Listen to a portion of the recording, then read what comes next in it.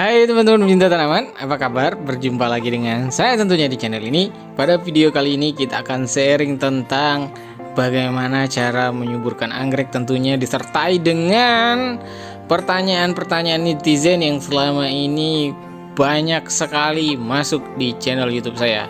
So, bagaimana caranya?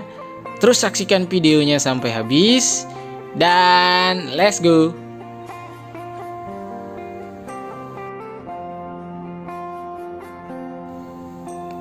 Ya, langsung saja kita masuk ke pertanyaan pertama, teman-teman. Kapan anggrek saya berbunga? Ini tuh sebenarnya pertanyaan yang bikin bingung cara jawabnya gimana ya. Karena jujur, saya ini bukan peramal nih. Bagaimana saya bisa tahu kapan anggrek ibu berbunga? Jadi saya tidak bisa sebut dia pun tanggal. Misalkan, ibu, anggrek ibu bakal berbunga tanggal 20 Agustus tahun 2021, kan nggak mungkin begitu ya. Jadi kalau misalkan ada yang tanya kapan anggrek saya berbunga, saya biasanya nggak bisa jawab, teman-teman. Kenapa? Ya karena memang saya nggak tahu kapan anggrek berbunga. Karena anggrek itu, teman-teman, pada dasarnya adalah tanaman yang tidak bisa ditebak, ditentukan kapan dia berbunga. Ya suka-suka dia. Yang pasti anggrek itu bakal berbunga kalau dia yang pertama sudah dewasa, sehat, dan memang sudah waktunya berbunga. Seperti itu. Nah, kapan dia akan berbunganya ya? Kalau udah dewasa, terus udah sehat, udah subur, ditanya lagi kapan dia berbunga, ya sabar aja. Kalau memang dia udah dewasa, udah subur, kebutuhan nutrisinya tercukupi, kemudian ya pokoknya subur lah intinya ya. Cahayanya cukup, vitaminnya cukup, segala macam cukup, dan apa yang dia butuhkan untuk berbunga itu terpenuhi, ya otomatis dia akan berbunga ya teman-teman. Tapi kapannya kalau teman-teman tanya kapan bang, kapan tanggalnya, kapan harinya, ya jujur saya tidak tahu teman-teman. Kenapa? Ya itu tadi, seperti sudah saya deskripsikan di awal, kalau anggrek itu ya memang tidak bisa diprediksi tepat kapan berbunganya. Tapi kalau memang sudah dewasa, lagi saya jelaskan, intinya patokannya dewasa teman-teman. Kalau dia sudah dewasa, dan teman-teman harus sabar, rawat sampai dia benar-benar berbunga, pasti dia akan berbunga ya. Jadi ya itu, jangan tanya kapannya. Oke, kalau misalkan kenapa, nah kenapa anggrek saya tidak berbunga itu masih ada jawabannya teman-teman. Tapi kalau misalkan kapan, ya nggak tahu. Kalau misalkan kenapa, bisa jadi karena kurang subur, kurang cahaya, kurang nutrisi. Seperti itu ya jawabannya. Oke, kita lanjut ke pertanyaan netizen nomor 2. Apa kira-kira? Saksikan terus videonya ya. Nah, apakah batang anggrek bulan yang sudah rontok bunganya itu harus dipotong bang? Kalau pertanyaan ini sih ada jawabannya, udah dijawabnya. Jadi apakah harus dipotong atau tidak? Nah, batang-batang anggrek bulan kayak gini teman-teman, ini kalau misalkan bunganya sudah rontok, itu harus dipotong atau tidak? Jawabannya ya teman-teman adalah ketika anggrek bulan sudah selesai berbunga seperti ini dan batangnya itu belum kering kan, dia warnanya itu kering coklat kayak gitu ya teman-teman. Selama dia masih hijau, masih hitam gitu seperti ini sebaiknya jangan dipotong dulu. Kenapa? Karena pada batang lama seperti ini nih ya, ini berlaku untuk anggrek bulan yang bunganya besar ya teman-teman ya, dan bunga kecil juga jangan dipotong karena dia akan berlanjut. Nah, jadi kalau belum kering, dia bisa bertunas lagi seperti ini teman-teman. Jadi sebaiknya kalau misalkan teman-teman punya anggrek bulan yang bunganya sudah rontok, terus batangnya itu belum kering, masih hijau seperti ini, maka sebaiknya jangan dipotong dulu. Kenapa? Masih ada potensi untuk tumbuh tunas baru di batangnya ini. Nah kayak gini, jadi tidak dipotong, kemudian dia tumbuh tunas baru seperti itu ya. Dan juga teman-teman, untuk anggrek bulan ya, batangnya ini kalau misalkan teman-teman beli hormon untuk penumbuh anakan, itu bisa diolesi dan dia juga bisa tumbuh anakan di tangkainya itu teman-teman. Nih ya, jadi selama dia belum kering teman-teman, belum kering itu kan biasanya warnanya ketahuan lah, beda ya. Nih ini tuh teman-teman bisa lihat tuh, dia bercabang lagi. Jadi tidak saya potong, kemudian dia bercabang lagi teman-teman. Tuh ya, ini agak berantakan teman-teman ya, terlihat karena akarnya kemana-mana jadi agak berantakan. Oh ya, terus pertanyaan lagi, kalau akarnya berantakan kayak gini dipotong nggak bang? Nggak usah, karena biar aja lah, kan akarnya buat cari makan. Kalau dipotong nanti dia cari nutrisinya gimana ya kan? Yang bisa kalian potong itu, kalian bisa cek akarnya itu udah kopong atau belum. Kalau misalkan kopong nih, kalian bisa potong. Oke.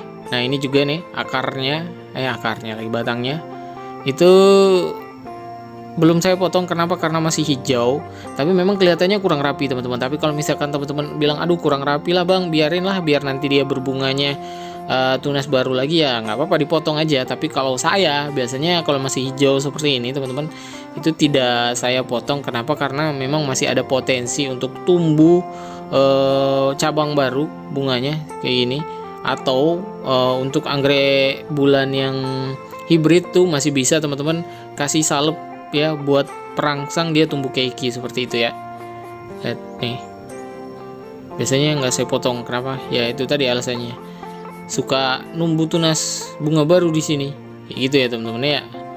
Oke, kita lanjut ke pertanyaan yang selanjutnya. Ya, pertanyaan selanjutnya adalah paling bagus tanam anggrek bulan itu di mana, Bang? Terus ditempel di pot. Terus kalau di pot itu bagusnya pakai pot apa? Pot tanah liat kah, pot plastik kah, atau pot apa? Seperti itu ya. Nah, jawabannya adalah semuanya bagus, teman-teman.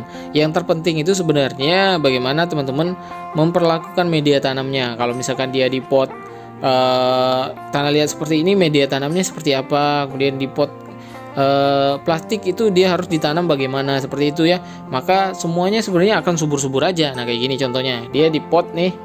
Nah, di pot ditaruh di tempat yang tinggi, kemudian anginnya lancar, kemudian media tanamnya kalau di pot itu jangan kebanyakan moss ya teman-teman. Pakai itu. Nah, kalau pot plastik terutama pakai arang nih. Pakai arang, pakai pakis, pokoknya jangan menggunakan media tanam itu yang terlalu banyak. Menggunakan air lagi, menyerap air, maksud menyimpan air yang terlalu lama gitu loh teman-teman ya. Jadi pakai arang, terus kasih mossnya itu sedikit aja kayak gini nih, akarnya udah masuk ke dalam sana. Terus potnya itu usahakan banyak lubangnya. Kenapa? Biar aerasinya lancar, biar anginnya lancar, biar udaranya itu bisa masuk ke dalam media tanam sehingga menghindari kebusukan pada akar anggrek bulan tersebut ya teman-teman ya. Terus nanti kita lihat lagi yang di pot ya. Nah, ini yang di pot nih, kalian bisa gantung kayak gini juga, tetap bagus aja. Jadi intinya kalau kalian mau bagus anggrek bulan itu, mau dia di pot kayak ditempel kayak digantung kayak pot plastik atau apalah itu, penempatannya harus tepat. Terus tempatnya itu harus udaranya itu bagus, sejuk, dingin, banyak anginnya gitu-gitulah ya.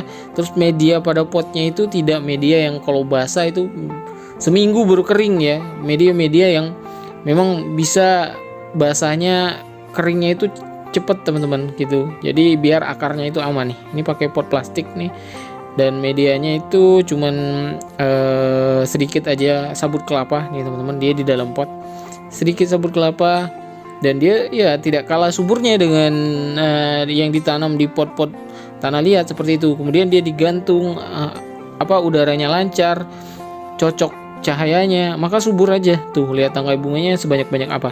Padahal ini tuh pakai pot plastik teman-teman. Tuh bunganya tuh ya, gimana, subur juga kan. Jadi di pot tuh sebenarnya subur aja, yang penting teman-teman ngerti cara peletakannya, media tanamnya gitu-gitu. Terus ya ini ditempel ya, ditempel juga bisa teman-teman.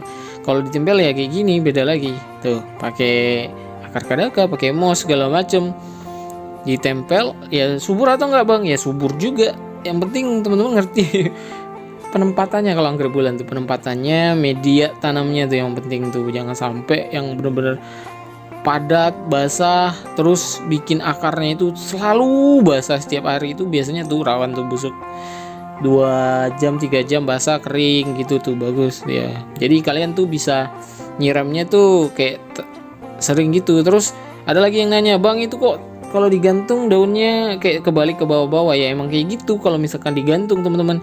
Beda lagi kalau misalkan kalian taruh di pot kayak gini ya, dia kayak gini. Kalau digantung ya menjuntai daunnya, jadi kelihatan kayak kebalik gitu, padahal mah enggak ya. Di alam bebasnya sana, di habitat aslinya itu ya anggrek bulan tuh tumbuh kayak gitu, kayak menjuntai, kayak kebalik gitu. Tapi kalau misalkan di pot ya dia kelihatan kayak gini nih ya, kayak gini kalau di pot. Oke, jadi gimana, lanjut ya ke pertanyaan yang selanjutnya. Ya, pertanyaan yang selanjutnya, kayu apa yang paling bagus buat nempel anggrek, Bang? Atau buat dijadiin batang cagak ini tuh kayak apa sih, Bang? Ini tuh pertanyaan yang banyak sekali ya. Saya sampai capek jawabnya. Jadi ada yang tanya satu dijawab, ada lagi yang tanya banyak sampai banyak. Nah, jawabannya adalah kayu apa saja yang awet, teman-teman. Yang paling bagus itu kayu yang awet.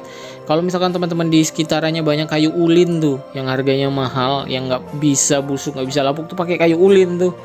Ya, kalau misalkan di sekitaran teman-teman ada nih yang paling agak awet ya teman-teman, kalau menurut saya tuh kayu putih atau kayu gelam nih. Dia kalau misalkan teman-teman tinggal di sekitaran rawa-rawa, tempat yang masih banyak agak hutannya itu nih, kayu gelam nih yang paling banyak bisa teman-teman pakai buat nempel anggrek karena dia nggak mudah lapuk ya teman-teman, 2 tahun atau 3 tahun. Terus kayu apa lagi yang bagus? Kelengkeng nih. Kelengkeng, kalau misalkan teman-teman ada kelengkeng di rumah tuh keras dia teman-teman dan awet tuh. 3 tahun 4 tahun ini belum punya saya, ini belum lapuk karena ini udah ditebang udah lama dan dia masih keras saja. Terus nih kayu gelam juga, tapi kalau misalkan di daerah teman-teman nggak ada kayu gelam atau kayu putih ini, teman-teman bisa pakai kayu lain juga yang awet, contohnya kayu jati dan pakis juga awet. Tapi kalau misalkan nggak ada teman-teman, adanya mangga. Kalau mangga itu ya teman-teman, dia bagus tapi bisa tumbuh anggrek, akarnya juga bagus, tapi kelemahannya adalah mangga dan kopi juga itu mudah busuk ya teman-teman. Artinya dia mudah lapuk, setahunan lah paling lama kalau mangga itu, kemudian dia udah keropos biasanya ya teman-teman ya. Kayak gitu. Dan apalagi yang udah keropos, nangka tuh, nangka juga mudah mudah lapuk nangka. Terus yang bagus lagi tuh sirsak tuh teman-teman, nangka Belanda kalau nggak salah tuh, itu agak awet ya. Agak awet batangnya. Kalau ini mas semua saya hampir semuanya pakai kayu gelam atau kayu putih ya teman-teman. Sirsak tuh juga bagus teman-teman, tidak mudah lapuk, keras juga. Jati seperti yang saya sebutkan tadi.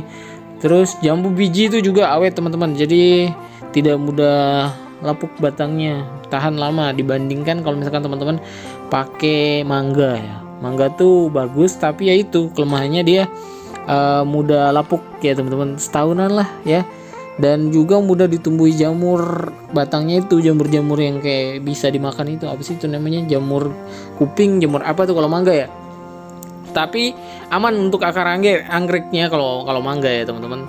Tapi ya itu tadi, balik lagi ke awal, yang paling bagus ya kira-kira teman-teman di sekitaran teman-teman tahu kan kayu-kayu yang kira-kira baru bisa lapuk itu bertahun-tahun. Nah pakai itu aja ya.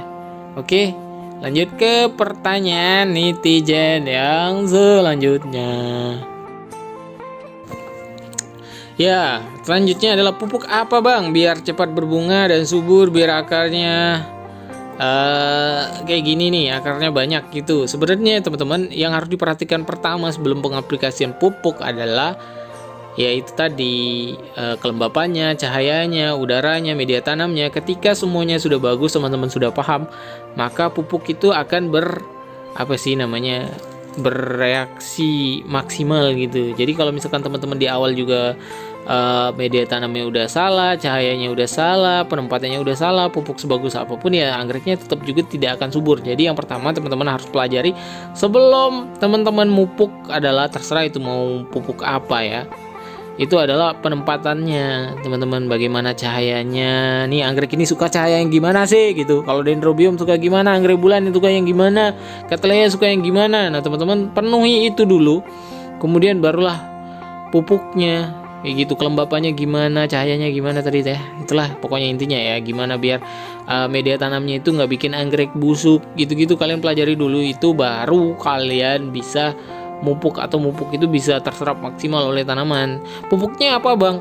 Nah pupuk ini kayaknya udah ratusan kali dibahas di channel ini juga ya. Kalau misalkan teman-teman nggak malas scroll videonya, itu banyak sekali di beranda channel ini. Tuh kalian bisa pakai kalau misalkan mau berbunga ya, pakai pupuk pembungaan. Pupuk pembungaan itu kalau kalian bingung gimana caranya apanya pupuknya, tinggal tanya aja ke penjual pupuknya, bang pupuk pembungaan gitu, pasti dikasih tahu. Terus biasanya kalau misalkan saya nih ini lagi males buat pupuk kimia teman-teman, ini tuh kolam lele itu biasanya saya seminggu sekali, kalau saya nggak males tuh saya siram pakai air kolam ikan ini ya teman-teman ya. Jadi itu juga salah satu pupuknya, atau air beras, air bawang juga bisa kalian, air pisang itu, kulit pisang juga bagus buat pupuk. Dan pupuk kimia lainnya itu kayak Growmore, Gapiota, pupuk slow release, NPK. Yang terpenting adalah dosisnya jangan kebanyakan ngasih pupuk supaya tanamannya nggak tergantungan pupuk, dan dosisnya itu harus pas, karena kalau kalian kebanyakan ngasih pupuk ya dia mate bukannya subur ya. Oke? Ya ini pertanyaan terakhir nih, siram anggrek berapa kali bagusnya? Ini tuh sebenarnya udah sering juga dijawab teman-teman. Siram anggrek itu berapa kali bagusnya? Jadi siram anggrek itu tidak bisa dibilang kayak harus 2 kali sehari, harus 1 kali sehari, harus 2 kali seminggu, karena banyak hal teman-teman yang mempengaruhinya. Contoh seperti media tanamnya apa, kemudian teman-teman tinggalnya di mana, di dataran tinggi kah, di dataran rendah, terus anggreknya itu diletakkan di mana, tempat yang banyak terkena cahaya kah, terus potnya bagaimana, seperti itu ya teman-teman ya. Jadi beda-beda, jadi nggak bisa ngasih kalau misalkan saya di sini 2 kali sehari nyiramnya, teman-teman juga harus 2 kali ya, nggak juga, beda media tanam, beda tempat, beda nih. Kalau misalkan pakai arang nih, dia akan lebih cepat keringnya. Jadi kalau misalkan teman-teman ragu ya cek aja pakai tangan gini, kalau misalkan masih lembab di dalamnya sana ya jangan disiram. Kalau misalkan ditempel biasanya lebih cepat kering. Ya intinya pakai feeling aja teman-teman, nggak bisa ditentukan, pakai feeling aja, pakai feeling. Teman-teman bisa cek aja tuh, raba media tanamnya. Kalau dia udah kering siram, kalau dia masih basah masih lembab ya ojo disiram, jangan disiram. Oke, simple aja sebenarnya, nggak usah ketergantungan sama orang lain nyiramnya berapa kali ya. Lihat aja kondisi tempat kalian nanam itu gimana, media tanamnya apa gitu-gitu ya. Oke, tinggal dicek, diraba, dirasakan dengan indera peraba kalian. Nah teman-teman, mungkin cukup sekian ya video kita kali ini. Kalau misalkan teman-teman ada lagi pertanyaan belum terjawab, teman-teman bisa komen lagi di bawah. Terus jangan lupa videonya di like, di komen, dan di sharing juga. Terima kasih sudah menonton sampai di sini. Sampai bertemu dan sampai berjumpa di video selanjutnya. Bye bye. Happy gardening. Dah.